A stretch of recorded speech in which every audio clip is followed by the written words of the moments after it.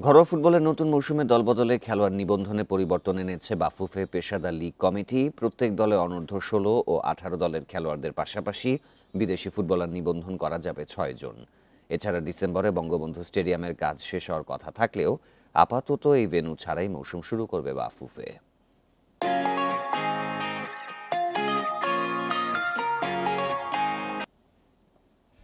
মাথায় রেখে পেশাদার লীগ কমিটির তৃতীয় সভায় নেওয়া হয়েছে বেশ কিছু গুরুত্বপূর্ণ সিদ্ধান্ত, যার মধ্যে নতুন মৌসুম থেকে ঘরোয়া লিগে বাধ্যতামূলক করা হয়েছে অনূর্ধ্ব ১৬ ও ১৮ বয়সের খেলোয়াড় নিবন্ধন। মূল স্কোয়াডে রাখতে হবে অন্তত একজনকে।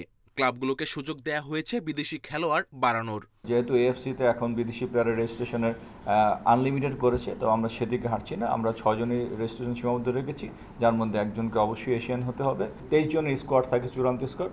সেখানে ১৬ থেকে ১৮ বয়সে ২ প্লেয়ার অবশ্যই থাকতে হবে এবং প্রতিটা টিমের মূল একাদশে অনূর্ধ্ব ১৬ থেকে ১৮ বছর একজন প্লেয়ারকে অবশ্যই খেলাতে হবে। বহুল প্রতীক্ষিত সুপার কাপ নিয়েও হয়েছে আলোচনা।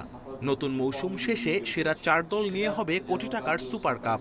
কথাবার্তা চূড়ান্ত হলেও এখনও দিনক্ষণ ঠিক করেনি বাফুফে। এবং আগামী বছর লিগ শেষ হলে আমরা সুপার কাপ আয়োজন করব। সেক্ষেত্রে আমরা হয়তো এখনও দল সংখ্যা নির্ধারিত করিনি, তবে সম্ভাব্য যেটা হচ্ছে, আমরা প্রাথমিক যে সিদ্ধান্ত নিয়েছি লিগের টপ 4টি টিম সুপার লিগে খেলবে। এদিকে চলতি বছরের ডিসেম্বরে বহুল প্রত্যাশিত বঙ্গবন্ধু জাতীয় স্টেডিয়ামের সংস্কার শেষ হওয়ার কথা থাকলেও লিগের মাঝপথে হওয়ায় রাখা হয়েছে পরিকল্পনার বাইরে। বঙ্গবন্ধুতে আমরা যতটুকু অগ্রগতির উপর আমরা যা পেয়েছি, তাতে হয়তোবা এই লিগের শেষের দিকে আমরা মাঠটুকু বুঝে হচ্ছে। যেহেতু লিগের শেষের দিকে, তার সুতরাং এই বছরের জন্য আমরা বঙ্গবন্ধুকে বিবেচনা আনছি না, পরবর্তী বছর এটা বিবেচনা থাকবে। এছাড়া বৈঠকে বিসিএল এর পয়েন্ট টেবিল অনুমোদন সহ নতুন মৌসুমের ভেন্যু নির্ধারণ সহ বেশ কিছু গুরুত্বপূর্ণ বিষয়ের সিদ্ধান্ত নেওয়া হয়েছে। সেটা যেন ক্লাবগুলো সাফারিংটা না করে। Kamrul Hasnat, independent news, Dhaka.